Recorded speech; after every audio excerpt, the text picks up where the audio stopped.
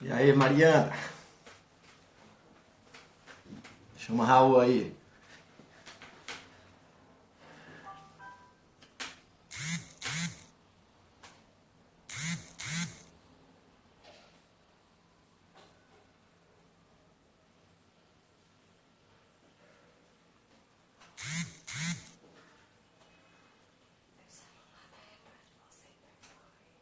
Vou pegar. Só tá Mariana aqui. Dona Mariana.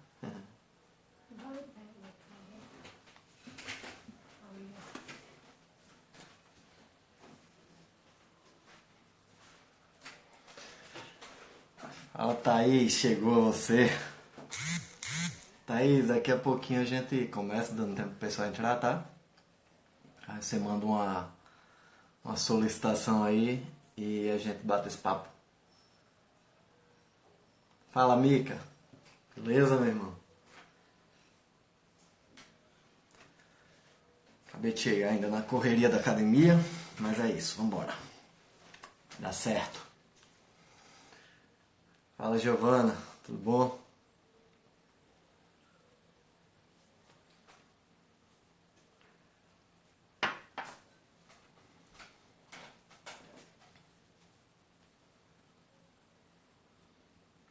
Lá dá mais um tempinho pra começar, para esse pessoal entrar.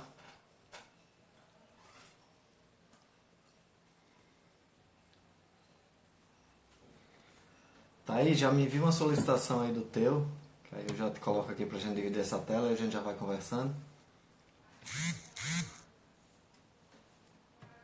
Lucélia.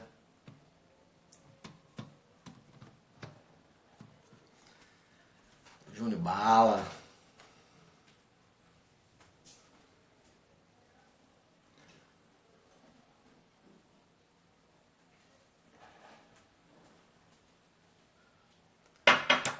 Massa, galera. Thaís, manda pra mim uma solicitação, que aí a gente começa esse bate-papo, tá? Xanda.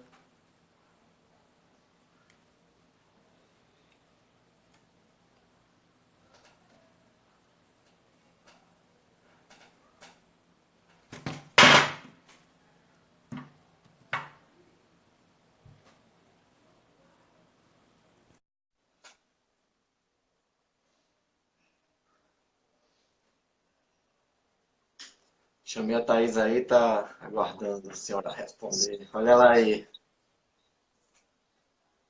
Tudo bom, Thaís? Tá ouvindo direitinho? Tô, só você para me botar nessas modernidades. Imaginei.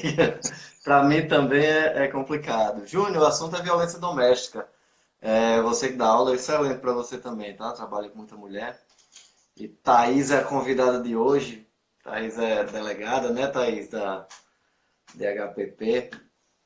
E Isso. assim, Thaís treinava, pra quem não sabe, Thaís treinava comigo antes mesmo de fazer esse concurso, né? Então eu consegui acompanhar aí a batalha para entrar, a aprovação. E muito legal, né, Thaís? Seja Você teve bem-vinda. que ir para o interior. Obrigada. Só parei porque teve que ir para o interior. É, Começar a mas, carreira lá. Mas morro de saudade.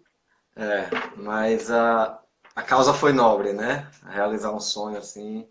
E assim, é uma profissão que eu acho muito massa mesmo, que é uma profissão que só faz o bem, né? Que combate o mal Também para fazer o bem. amo o que Aí, faço.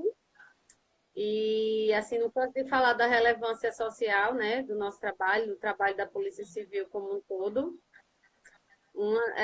Costumo dizer que a impunidade é uma das maiores fomentadoras da criminalidade e o trabalho da Polícia Civil é exatamente isso, né? Combater a impunidade. Depois que o crime acontece, a gente vai em busca de identificar a autoria, né? De coletar as provas para que essa pessoa responda na justiça pelo crime que cometeu. Então, relevância social gigante, responsabilidade também, mas amo o que faço e sempre que possível eu falo da importância da Polícia Civil, sempre que possível eu gosto que as pessoas saibam mais do nosso trabalho e da importância que a gente tem na sociedade. E que a gente está aqui exatamente para isso, para prestar conta também do nosso papel, porque afinal de contas a gente trabalha para a sociedade mesmo, né? Para o nosso melhor convívio, para que a gente tenha mais segurança, para que os nossos filhos tenham mais segurança. Então é uma alegria estar aqui para falar Eu um acho, pouco eu acho muito massa ver uma mulher desempenhando esse papel, né? Que você, e logo na delegacia que você tá, que todo mundo diz, ah, mulher é frágil, não é frágil não, você tá numa delegacia de homicídios, né? É E é muito engraçado, massa isso. porque hoje em dia existe gente que se choca quando vê a gente numa posição, primeiro no ambiente policial, que ainda é um ambiente, né, muito dominado, digamos assim, uma maioria gigantesca de homens, então ainda causa estranheza, sim, principalmente quando a gente está naquelas atividades que a gente chama de operacional, né? Quando a gente vai fazer alguma incursão, cumprir algum mandado, e as pessoas ainda se chocam e se admiram, né? Mas a gente está aqui para isso. Massa. É, e assim, serve muito de exemplo, né? Para quem acha que esse mundo machista não tem lugar para mim, tem sim. Se você souber se impor e batalhar, você consegue chegar lá e por puro merecimento, né? E E, isso só prova que sim, que mulher tem seu lugar, que ela consegue trabalhar de igual para igual e você vê, se tiver uma operação aí, você vai contar comigo para me defender, eu vou contar com você para me defender. Então, assim, é a igualdade plena. não é clichê, não é um clichê, é uma verdade, né? Lugar de mulher de fato é onde ela quiser. A gente encara assim ainda. É uma necessidade de se afirmar maior, né? A mulher tem que estar sempre provando que ela é competente para aquilo, que ela tem capacidade para aquilo, mas as mulheres como todos são bicho danado, que a gente chama. A É, gente consegue, e, sim. Na e Polícia além da. Civil do Rio Grande do Norte existem muitas delegadas, muitas agentes e escrivãs que são competentíssimas e que dão conta do recado, com certeza. Massa, massa. E quando faz o papel, costuma desempenhar melhor que muito homem, né? E ainda, É, e ainda a chegar mulher em tem a casa e questão do desempenhar o papel de casamento. mãe, né? Aí é o Pô, terceiro tempo, né? O terceiro expediente. não é? E é, Aí eu queria que você contasse um pouquinho da sua história, como foi até chegar na polícia, os cargos que você ocupou, o que é que você faz hoje, para o pessoal te conhecer um pouquinho melhor. vamos lá. Eu me formei em Direito na UFRN em 2008. Eu entrei na faculdade achando que queria ser juíza trabalhista. Hoje detesto direito do trabalho. Nada a ver. E aí foi quando eu fui estagiar na promotoria criminal que eu comecei a me apaixonar, né, pela área de penal. E logo que eu me formei, ainda em 2008, foi lançado o edital do concurso da Polícia Civil. Então, nesse estágio, que era na área criminal, já começou a me despertar o desejo de ser delegada de polícia. E assim que eu me formei em agosto, o edital saiu em dezembro. Então, já emendei ali aquele estudo final da faculdade com a OAB e para o concurso da Polícia Civil, que inclusive está para lançar edital. Se tiver concurseiro por aí, continue estudando, que vai dar certo. Esse edital está de rosca, mas vai sair. E, e passei na OAB em outubro. E, enfim, fui chamada ainda para dois escritórios para começar a advogar, mas não dava para conciliar a rotina de estudo com a advocacia, bem difícil, né? Ainda mais como o concurso já estava para ser lançado edital, tinha pouco tempo de estudo. E aí eu tive que fazer aquela opção de passar mais um pouquinho dependendo dos pais, mas aí isso foi, obviamente, conversado com meus pais e meti a cara.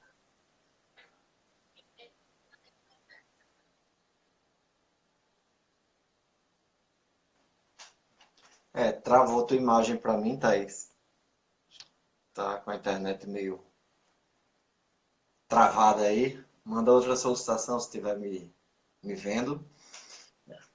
primeira fase e o curso de formação, que é a última fase do concurso, foram 2 anos, e depois mais 1 ano e meio para ser nomeada. Então, nesse 1 ano e meio que eu estava esperando nomeação, eu ainda trabalhei em escritório de advocacia, apitava jogo de basquete, que eu joguei basquete a vida toda, e fui me virando. Até que em 2012, em junho de 2012, fui nomeada, comecei minha carreira no interior do estado, na cidade de Janduís, lá na tromba, no comecinho da tromba do elefante.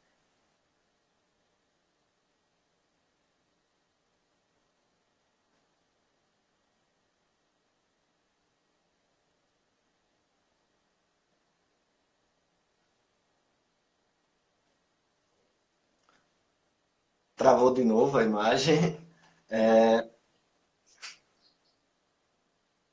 pronto, voltou. rotina diária de homicídios, que é bem puxado, bem pesado. Voltou? É, escutei sim. Teve uma travadinha aqui e acolá, mas deu para ouvir bem. Thaís, assim, as lives que eu faço toda semana, você já sabe, são sobre violência doméstica, né? Porque, assim, hoje em dia a gente sabe que as mulheres têm morrido muito mais dentro de casa que fora, né? Isso você, né? Foi o que saiu no Fórum Brasileiro de Segurança Pública. Sim, sim, sim. Por armas de fogo, mortes por armas de fogo, que aumentou em 28% o número dentro de casa e nas ruas diminuiu muito. Isso é um dado geral, né? Um dado do Brasil. É, Você pode falar um pouco mais sobre Natal, Rio Grande do Norte. A situação é feia mesmo? A gente sabe que é, mas quão feia é? cada morte, cada um já é uma, vou falar assim numa linguagem bem coloquial, que aqui eu não estou escrevendo peça jurídica, né? Então, cada morte, uma morte já é uma feiura gigante. Mas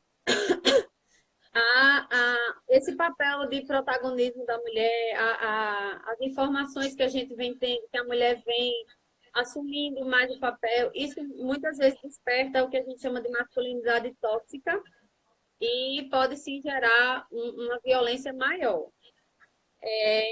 O que eu percebo também é que, diante do aumento da qualidade, da velocidade de informação que a gente vem tendo, então a gente fica sabendo de muito mais coisas, porque antigamente a violência doméstica era aquela coisa que ficava restrita de fato às quatro paredes, né? Antigamente se tinha aquele pensamento de briga de marido e mulher, em se mete a colher, e era aquela coisa que de fato ficava escondida. Hoje em dia, né, graças a muita, muita campanha de conscientização, desde o advento da Lei Maria da Penha, com certeza foi um marco. Isso vem se tornando mais visível, mas vem sendo mais discutido. E aí a gente passa a enxergar essa mazela que durante muito tempo ficou escondida. De fato, a violência como um todo, no nosso estado principalmente, aumentou vertiginosamente. Isso é fato. Começou a ter um declínio nesse ano, né? Mas, assim, da época que eu entrei na homicídio para agora, de 2014 para 2018, foi um boom, de fato, de mortes. Mortes violentas, eu vou colocar de uma forma geral, não vou falar especificamente do feminicídio agora. Então, de fato, aumentou esse número de mortes. Então, o feminicídio e a violência contra a mulher acompanhou esse aumento, né? Então, são vários fatores. Essa questão do protagonismo da mulher está ficando cada vez mais dona de si. Isso desperta muito o lado agressivo, né, daquele homem que não aceita, que ainda tem aquela visão de que a mulher é aquela coisa submissa e tal. E isso desperta um comportamento mais violento, isso é fato.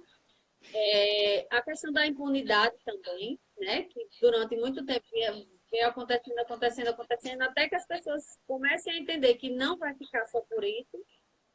E esse aumento da violência como um todo, e dentro, obviamente, a violência contra a mulher está inserida.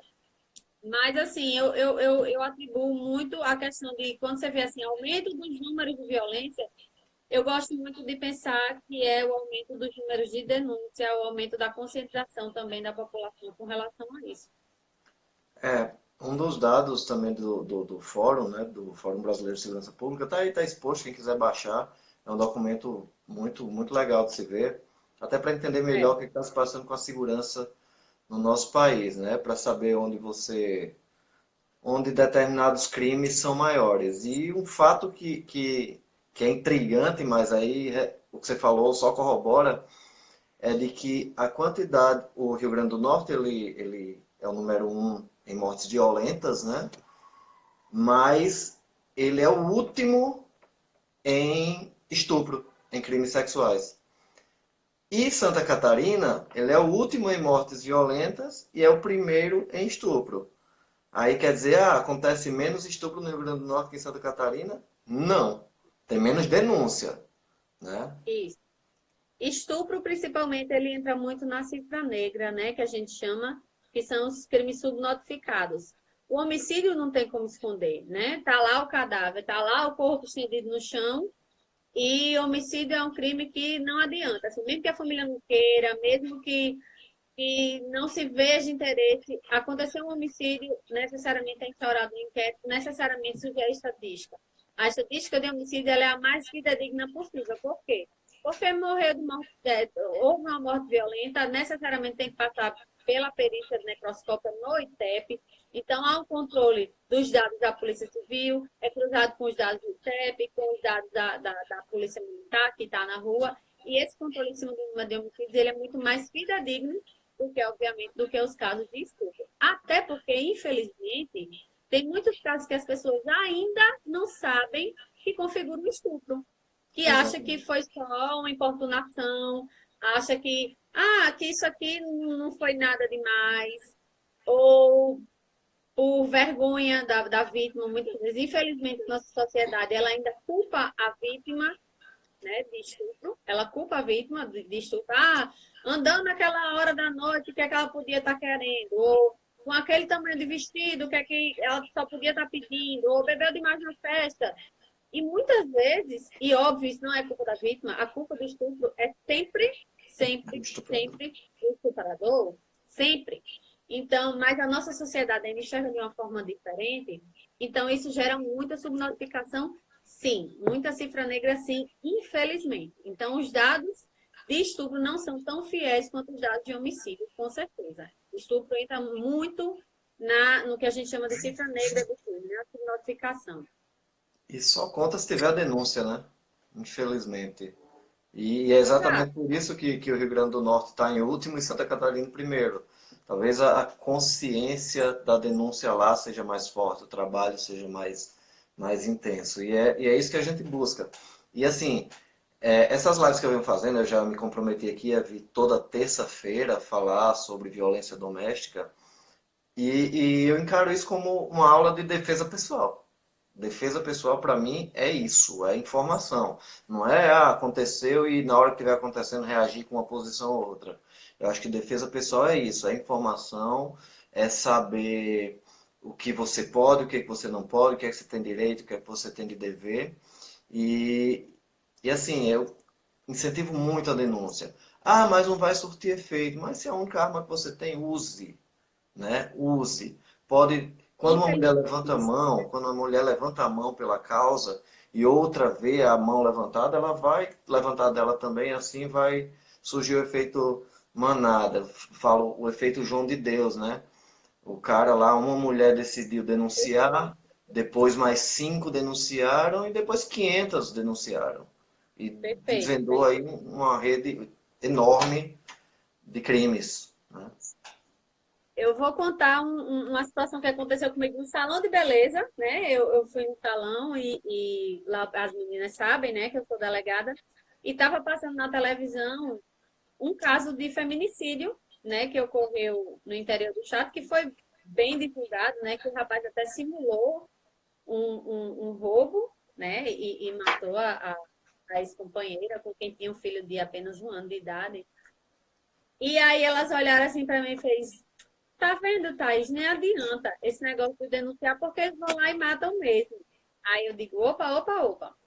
Veja só, você está se baseando em um caso que, de fato, aconteceu o extremo, que chega ao extremo do feminicídio, mas você não está parando para pensar na quantidade de vidas que foram poupadas pelas denúncias feitas, porque esse é um dado que não aparece. Não aparece assim nas pesquisas quantos homens deixaram de matar as mulheres porque elas os denunciaram. Isso é o tipo de número que não existe, que não se faz. E é real, é real. A gente sabe que muitas vezes o medo, a partir do momento que ele é denunciado, que tem uma medida protetiva, por exemplo, contra ele, ele já sabe que, opa, eu não posso mais encostar a mão nela, porque senão vai dar ruim para mim. Vou de novo que eu vou falar aqui na linguagem bem coloquial. Estou escrevendo peça jurídica. Então, assim, a denúncia, ela evita sim, desculpa, ela evita sim que males maiores aconteçam, com certeza, com certeza. E a questão desse efeito manada, efeito João de Deus, também. Cada dia que passa, a sororidade, a conscientização das mulheres vem aumentando, e isso só aumenta, obviamente, o limite imposto aos homens, né? Eles, a partir do momento que eles sabem, opa, até aqui eu não posso ir, até aqui eu não devo, e aí ele vai pensar duas vezes antes de cometer algum ilícito, digamos assim, contra uma mulher. Isso aí é fato. Eita, esqueci de pegar. Né? E me diz uma coisa, Thaís, em que caso você aconselharia uma mulher vítima de violência doméstica a pedir, a solicitar a medida protetiva? Casos de violência Deixa eu fazer psicológica, uma você faria isso? observaçãozinha antes, voltando um pouquinho no que você falou, né? Que a denúncia é um dos meios de defesa. De fato, a gente sabe, você sabe muito melhor do que eu, que para a gente aplicar um golpe, para a gente, né, se depender, digamos assim, fisicamente, a gente tem que saber pelo menos o que está fazendo. Mas a melhor defesa ainda e sempre será a prevenção. Então, se você antever que ali você vai se colocar na situação de risco e evita, você nem vai precisar chegar ao extremo de arriscar aplicar um golpe, por exemplo, contra o agressor. Então, a prevenção ainda é a melhor coisa. E aí eu falo do ciclo da violência. Desculpa. Aí eu vou falar do ciclo da violência, das mínimas violências que as mulheres enfrentam, e aí é que a conscientização é sim uma forma de prevenção, porque a partir do momento que a mulher entra num relacionamento e percebe que aquele namorado, aquele companheiro, ele já dá indícios de que mais à frente ele vai ter comportamentos violentos, é melhor ela quebrar esse ciclo logo. Quanto antes quebrar o ciclo, melhor. Porque normalmente começa com uma agressão, entre aspas, boba, e aí se perdoa, passa a fase da lua de mel, ele pede perdão, promete que vai mudar, e na próxima agressão já vem uma agressão pior, uma violência pior, e ele promete que vai mudar, e ela perdoa, e depois vem uma agressão pior ainda, e aquele ciclo vai ficando mais e mais e mais difícil de sair, né? Então, quanto antes você conseguir identificar um possível comportamento violento e pular fora, melhor. E outra, assim, eu falo muito pular fora porque... Mas ainda existem os homens que agem daquela forma porque não aprenderam a agir de outra, né? E se às vezes você tem uma conversa e você vê que ele de fato pretende mudar e ele passa a mudar o comportamento, ok, mas ficar atenta sempre, né? Então a melhor prevenção ainda ou a melhor defesa ainda é de fato a prevenção, e isso você fala muito bem, né? A primeira coisa é ver, enxergar. Ouvir, viu? Ouvida. Ver. Você vai ver, vai E é de identificar. observar e analisar aquele comportamento, né? Para quebrar esse ciclo logo de início. Aí, voltando à sua pergunta com relação às medidas protetivas, elas são, né, solicitadas e deferidas quando há risco de fato de iminente para a mulher, e existem várias medidas protetivas. Afastamento do agressor do lar, proibição de se aproximar da ofendida, no caso da vítima, a tantos metros, proibição de entrar em contato com ela ou com parentes e pessoas próximas a ela, ainda que por telefone, e vai aumentando, né? Gradativamente vai aumentando essas restrições à liberdade do agressor. Então, casos de ameaça, casos de violência física, são casos que sempre sejam o deferimento da medida protetiva, né? E aí, qual é o trâmite? É procurar uma delegacia de polícia ou o Ministério Público, mas a delegacia geralmente é a porta de entrada, procurar uma delegacia de polícia e relatar o que está acontecendo, registrar o boletim de ocorrência, prestar depoimento, e aí a delegada de polícia vai solicitar essas medidas protetivas e o juiz, analisando todos aqueles documentos que foram enviados, ele vai deferir ou não. Estou vendo uma pergunta aqui: violência psicológica, moral, etc. podem ser denunciadas? Pode e devem. Pode e devem, porque muitas vezes a injúria, a difamação, isso são violências morais, que constituem, sim, crime, estão lá no Código Penal, e devem ser denunciadas, sim. De fato, é o que eu digo. Se você, na violência moral, você já denuncia, você já colocou o freio, já colocou ali um limite, você já está evitando. Óbvio, tem homem que ultrapassa esse limite, mas se você já colocou o limite dali, você provavelmente já vai estar evitando uma violência física, por exemplo. E é o que eu costumo dizer, a violência Foi psicológica, claro? ela é a Ficou mãe faltando das alguma? violências.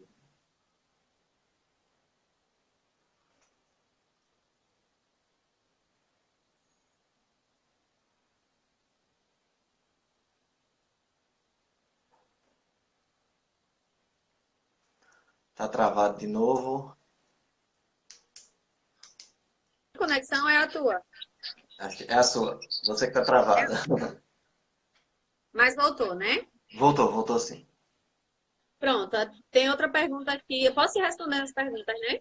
Claro, eu tô tendo uma aula aqui. A medida protetiva também beneficia ou atinge os filhos? O pai pode continuar vendo os filhos? Bom, a questão dos filhos, aí já entra, porque a violência doméstica ela tem multifacetas, né?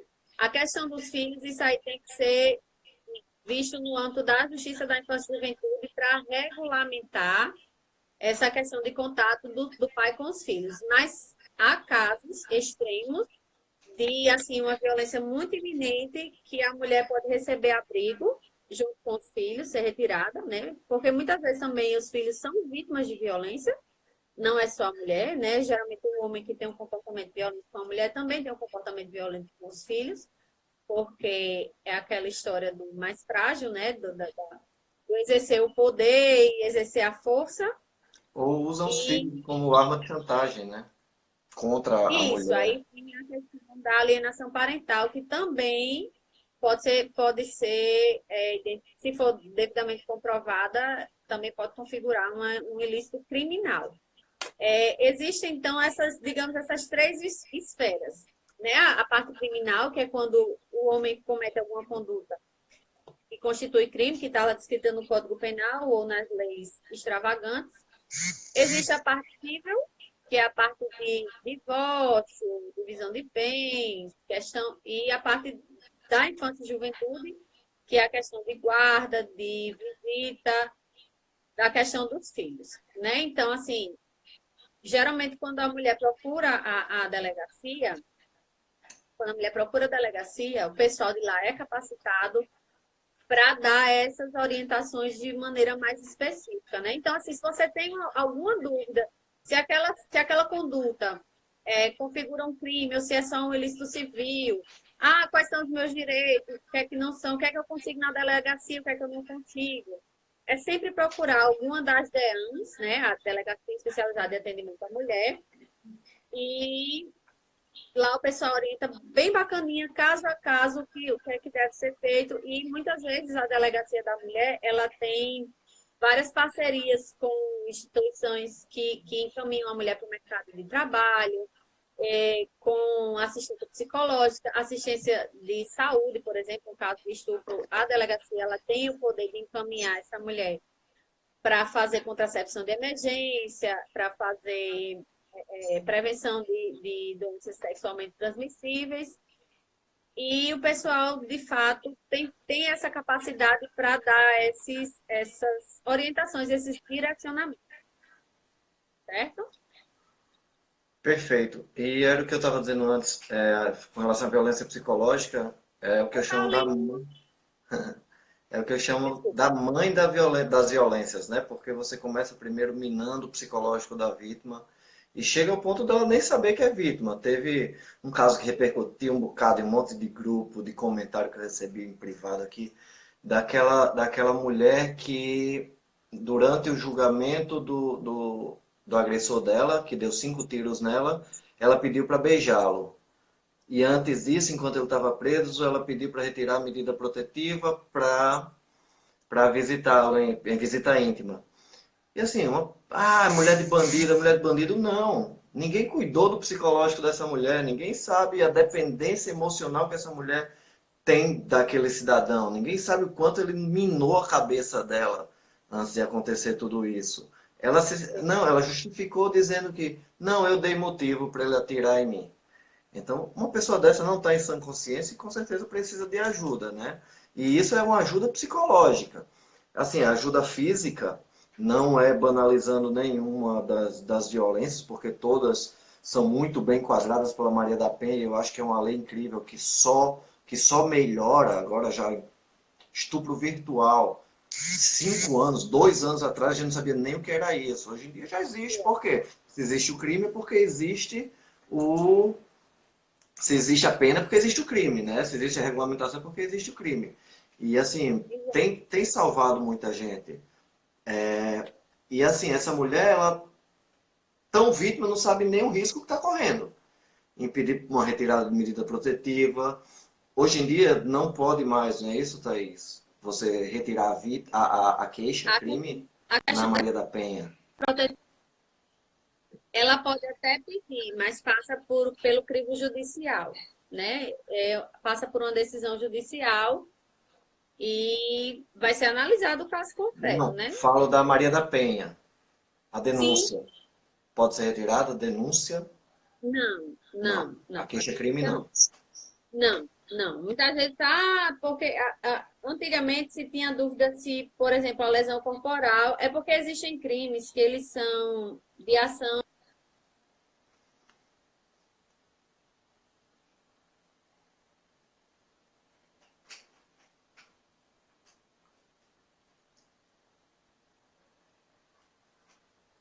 Travou de novo. É porque eu tive que trancar a porta aqui, porque senão o Matheus não ia deixar eu conversar com você. O pequeno. 3 aninhos, aí ele não ia deixar. Mas, enfim, existem crimes que ele precisa de uma autorização da vítima para ser processado. E existem crimes que precisam não só de autorização, mas de um impulso da vítima, de fato, tocar aquele processo, né? Então, vai depender caso a caso. Mas, a partir do momento que se oferece, que se pleiteia uma medida protetiva, até para retratar-se dessa representação, quer dizer, não, eu quero que ele seja processado, então a gente vai depender de uma decisão judicial nos casos de violência doméstica. Porque acontece muito, porque, infelizmente, as mulheres têm uma dependência emocional, como esse caso que você falou, né? E, principalmente, Nina, a dependência financeira. E tem muito homem que joga com isso. Que, de fato, ele deixa a mulher à míngua mesmo para obrigar ela a voltar para ele, né? Então, assim, cuidemos, nós mulheres, cuidemos de nós, cuidemos umas das outras, para que a gente não tenha essa dependência emocional de homem nenhum, muito menos financeira de homem nenhum, para que não tenha que passar por esse tipo de situação, né? E com É, relação ao caso que está travado, está ok. Está ok, né? tá mais ou menos. Eu vou já ver se eu vou ali mais para perto do modem. Mas, enfim, muitas vezes essa mulher, ela de fato não consegue enxergar que está dentro de um ciclo de violência, não consegue enxergar o perigo que está do lado dela, ou às vezes até consegue enxergar, mas não consegue sair, né? É muito difícil sair desse ciclo, muito. E... Eita, que pergunta complexa. Espera aí. E... Boa, Júnior. E... Sim, a dependência financeira, mas eu ia falar também da questão do problema psicológico do agressor, que é uma coisa que pouca gente olha, né? Recentemente saiu uma orientação para que os homens, né?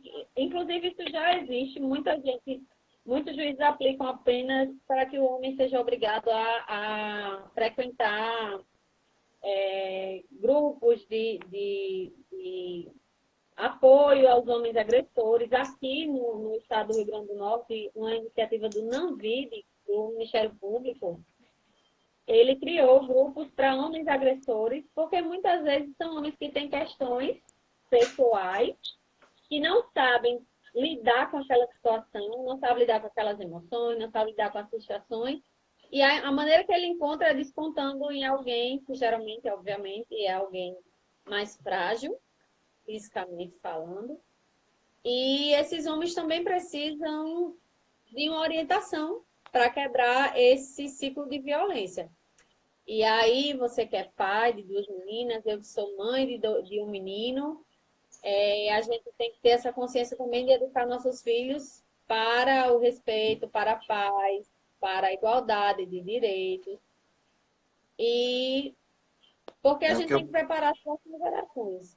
é o que eu prego sempre. A salvação está nessa geração que está por vir. E o respeito ao próximo está nessa próxima geração aí.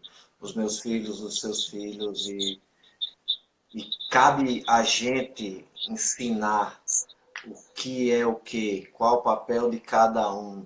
Olha, somos iguais, independente de opção sexual, somos iguais, né? Então eu trabalho muito nessa tecla com as minhas filhas de igualdade, igualdade, independente de cor, credo ou opção sexual. Acho que todo mundo é igual e se cada um fizer sua parte bem feita, o todo sai ganhando. Isso, e educar para saber que todo mundo tem um limite, né? Que todo mundo tem um limite. Você respeitar o limite do outro. E você saber, crianças, por exemplo, até que ponto aquilo é uma brincadeira, até que ponto aquilo é uma ofensa, né? Até que ponto você pode ir com o outro, né? Respeitar de fato o limite do outro, respeitar as individualidades, os meninos, principalmente, respeitar as mulheres, respeitar o querer das mulheres, né? A gente tem que educar para isso, né? Cuidar para que a gente não criar novos agressores, né?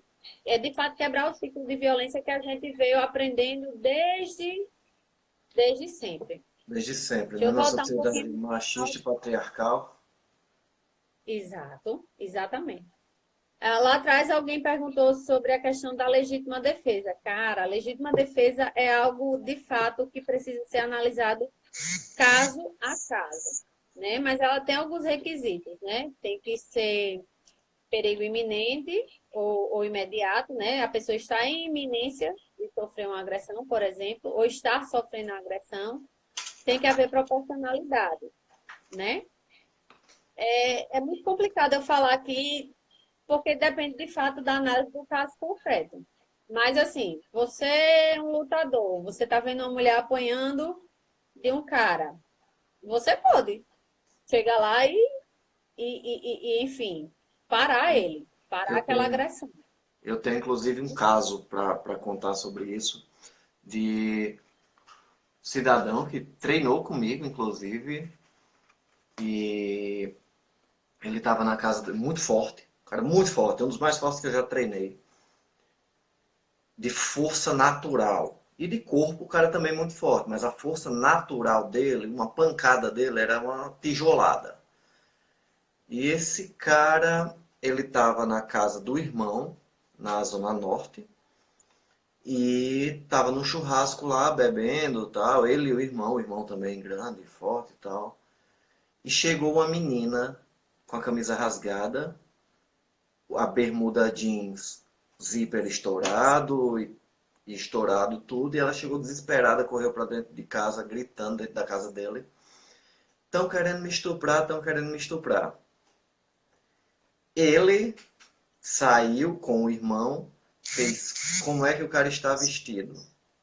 Aí ela disse, está de bermuda jeans e camiseta branca. Ele foi atrás. E assim que dobrou a esquina, viu um cara de camisa jeans e bermuda branca e bateram muito nesse cara. O cara veio a óbito. Só que não era o cara. Aí tem um bocado de discriminantes putativas que a gente chama. Tem uma legítima defesa putativa, tem um erro sobre a pessoa. É o que eu digo, é muito da É análise muito do caso. complexo. É muito complexo, é muito do caso concreto de verdade. Mas assim, vamos supor, se você está ali, aí vem a questão da reforma, né, que foi inserido no novo. Houve uma modificação na legítima defesa que muita gente falou que é licença para policial matar. Nada a ver, nada disso. Mas, assim, se você está ali presenciando uma agressão e você já conseguiu fazer essa agressão, mas você, em razão do calor da emoção daquele momento, você continua, digamos, batendo, por exemplo, isso aí foi o que houve mudança recentemente, que isso antigamente, de cara, já a pessoa já ia responder, seja lá por homicídio, por lesão corporal, e hoje já há essa flexibilização desse excesso, que a gente chamava de excesso comigo.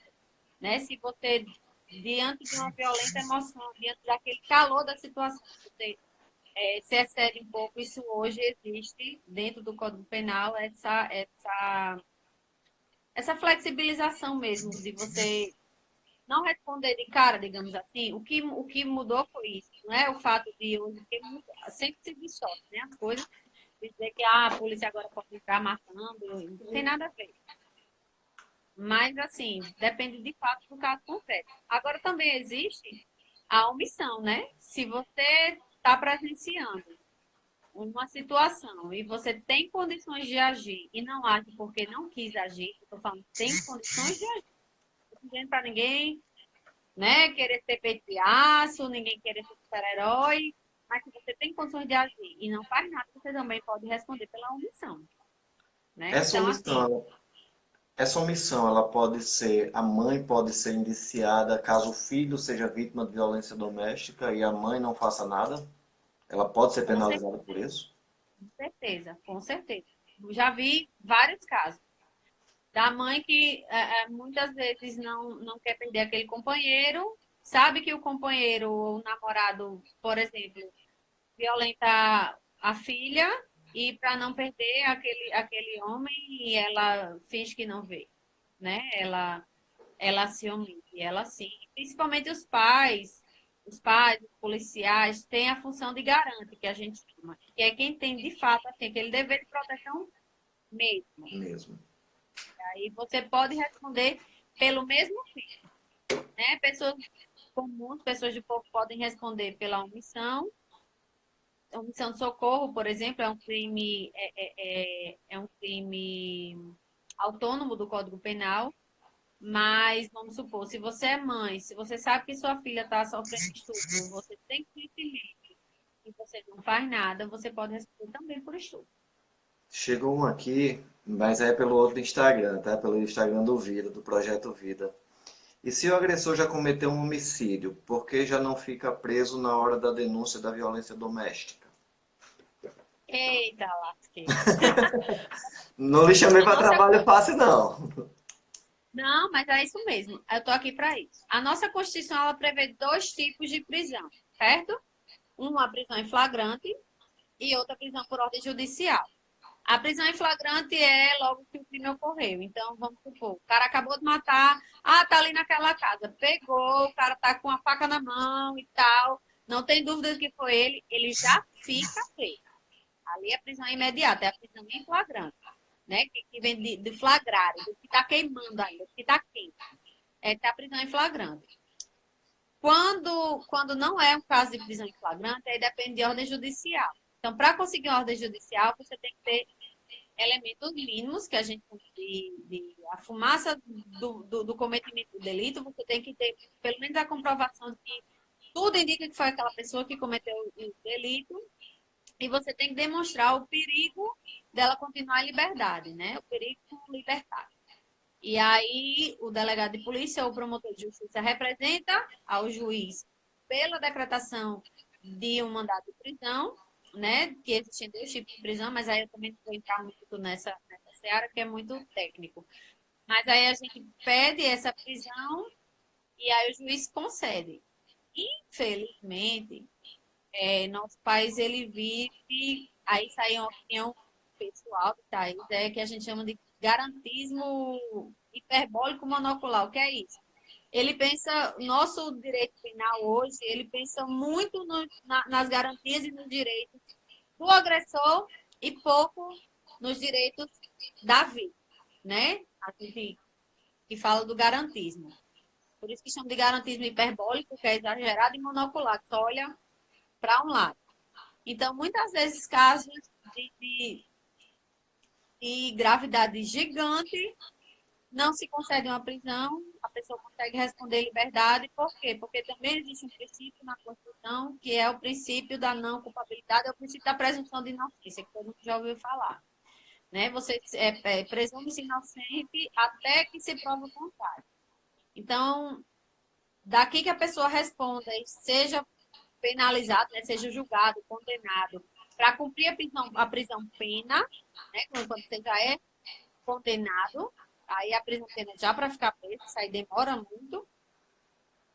Você só pode ficar preso exatamente nos casos de necessidade de resguardar a ordem pública, ficar comprovado que você é um perigo para a sociedade, que você pode vir a cometer outros crimes, ou para garantir a instrução processual, o exemplo de alguém que tenta sumir com provas ou que ameaça testemunhas, e também para garantir a aplicação da lei penal, por exemplo, quando o cara comete o crime, pode. E aí, a aplicação da lei penal, que no caso tipo a aplicação da pena, está arriscada, porque ele está demonstrando que quer se furtar daquela situação, aí isso pode configurar também uma prisão preventiva. Então, assim, acontece de casos que comprovadamente foi o cara que matou, mas em razão desse princípio da presunção de não culpabilidade, que a pessoa só deve responder, né, pelo que fez depois que for de fato condenada e transitar em julgado, ou a prisão em segunda instância, que aí a gente já vai entrar em outras discussões, né, maiores, acontece de fato. De vez em quando, de a pessoa todo mundo saber quem foi que matou e aí continuar. Tem outra coisa também, que às vezes, todo mundo sabe quem foi. Muitas vezes a polícia sabe quem foi, mas ela precisa de provas. Então, a gente não consegue provas. A gente até sabe, é uma coisa super frustrante. Aí eu vou falar do meu dia a dia. Para mim é super frustrante, que muitas vezes eu até sei que foi fulano e tal, mas a gente não consegue angariar provas, porque muitas vezes as pessoas não querem falar, porque muitas vezes as pessoas têm medo, e até porque o próprio autor do fato some com provas, e a gente não consegue provar. O juiz não trabalha com, eu sei que foi fulano. Ele trabalha com, tá aqui comprovado que foi fulano. Que foi fulano. Thaís, a mesma menina perguntou, e se estiver em liberdade condicional? Se tiver em liberdade condicional e ele descumprir as medidas da liberdade condicional, o juiz precisa tomar conhecimento para regredir a questão da liberdade dele, né? Tirar a liberdade condicional e ele voltar a ficar preso. Perfeito. Thaís, muito obrigado, você é massa. Orgulho do caralho de ver do que você se tornou assim, na sua profissão, do que você escolheu para sua vida. Como mãe também, maridão, o papel que você desempenha na igreja lá. Muito massa mesmo. Obrigado por ter vindo. Cuidar de Verdade. todas as nossas esferas, né, Nino? A gente nunca é só um profissional, a gente tem que tentar ser.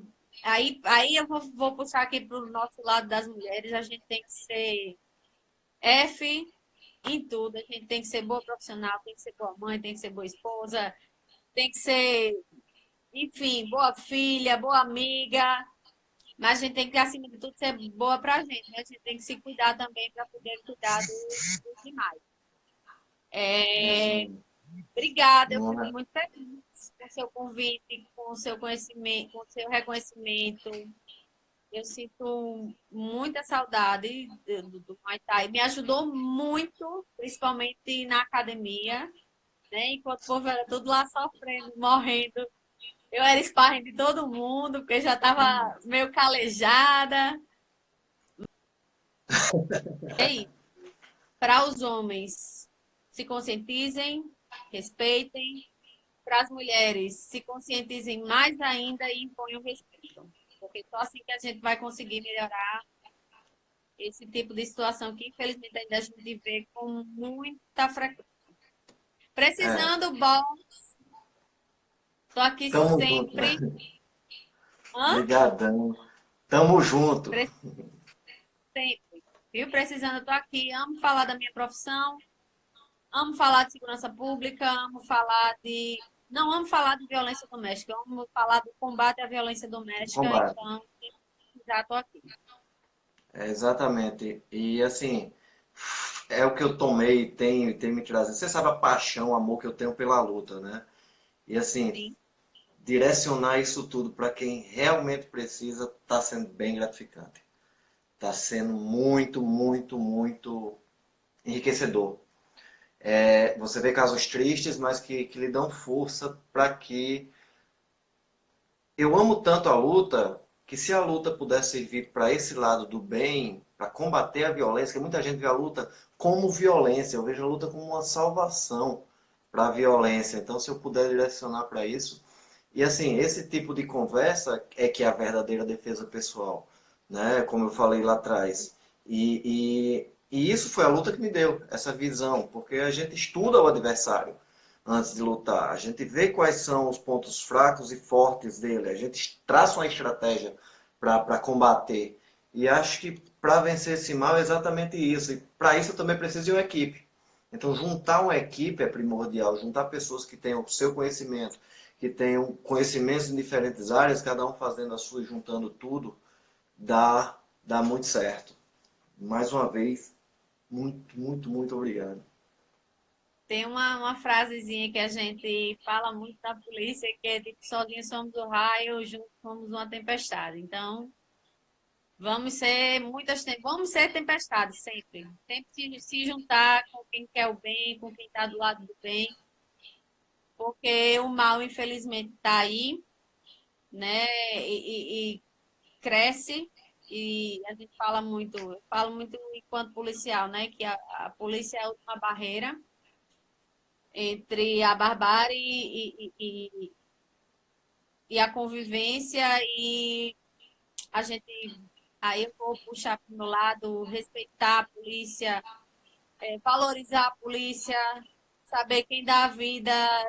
Vez ou outra eu deixo meu filho de 3 anos em casa para estar de madrugada na rua, enfim, pela sociedade, por mim também, porque eu sou parte da sociedade, eu quero uma sociedade melhor para o meu filho, né? Então, unam-se a polícia, unam-se a quem procura o bem, unam-se a quem levanta bandeiras, como você tem levantado muito bem. E é isso. Estou aqui sempre, viu? Beijão, Thaís. Muito massa mesmo. Vamos marcar um Valeu treino, pelo tá? que acompanhou. Obrigada. Tamo junto. Tamo junto. Vamos marcar um treino, tá? Beijo. Tchau. Então é isso, pessoal. Vou acabando por aqui, tá? Quase uma hora já de live. E muito, muito, muito obrigado. Terça que vem eu vou estar. Eu não vou estar aqui em Natal, tá? Eu vou estar viajando. Vou tentar fazer essa live, mas eu tenho certeza que vai dar certo, sim. Tá bom?